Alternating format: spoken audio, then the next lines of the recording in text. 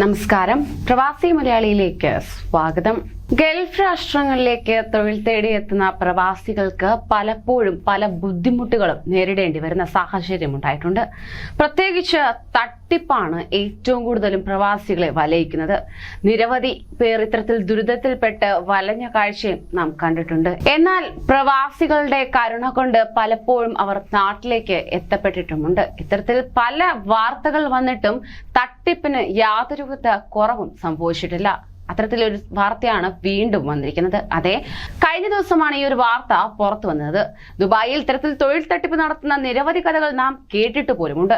കഴിഞ്ഞ ദിവസം അത്തരത്തിലൊരു വാർത്ത പുറത്തു വരികയുണ്ടായി. തൊഴിൽ തട്ടിപ്പിനിരയായി ദുബായിലെത്തി ടെറസിൽ കഴിഞ്ഞിരുന്ന മലയാളികൾക്ക് കഴിഞ്ഞ ദിവസം അഭയം നൽകിയിരിക്കുകയാണ്. ദുബായ് മർക്കസ് ആണ് ഇവർക്ക് താമസിക്കാൻ വേണ്ടിയുള്ള അവസരം ഒരുക്കി നൽകിയിരിക്കുന്നത്. ഒരു പ്രമുഖ മാധ്യമമാണ് ഈ വാർത്ത റിപ്പോർട്ട് ചെയ്തുകൊണ്ട് രംഗത്തെത്തിയത്. നാട്ടിൽ നിന്നും ജോലിക്കായി എഞ്ചിനീയർമാർ മുഖേനയാണ് ഇവർ ദുബായിൽ എത്തിച്ചേർന്നത്.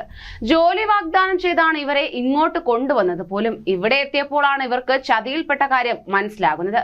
വലിയ തുക ഏജന്റുമാർക്ക് നൽകിയാണ് ഇവർ നാട്ടിൽ നിന്നും ദുബായിൽ എത്തിച്ചേർന്നത്.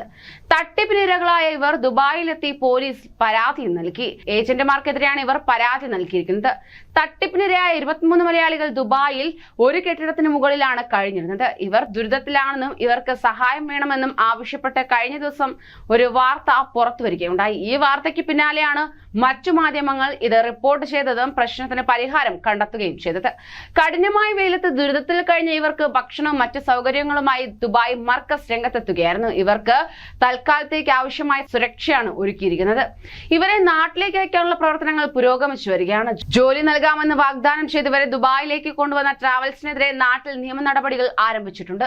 കൂടുതൽ പ്രവാസി സംഘടനകൾ ഇവർക്ക് സഹായവുമായി എത്തിയിരിക്കുകയാണ്. റിക്രൂട്ടിംഗ് ഏജന്റ് പിടിച്ചുവെച്ച് യുവാക്കളുടെ പാസ്പോർട്ട് തിരിച്ചു കിട്ടാനുള്ള നടപടികൾ ഇപ്പോഴും നടന്നു വരികയാണെന്നും അധികൃതർ അറിയിച്ചിട്ടുണ്ട്. കൂടുതൽ പ്രവാസി വാർത്തകൾക്കായി ഈ ചാനൽ സബ്സ്ക്രൈബ് ചെയ്യൂ.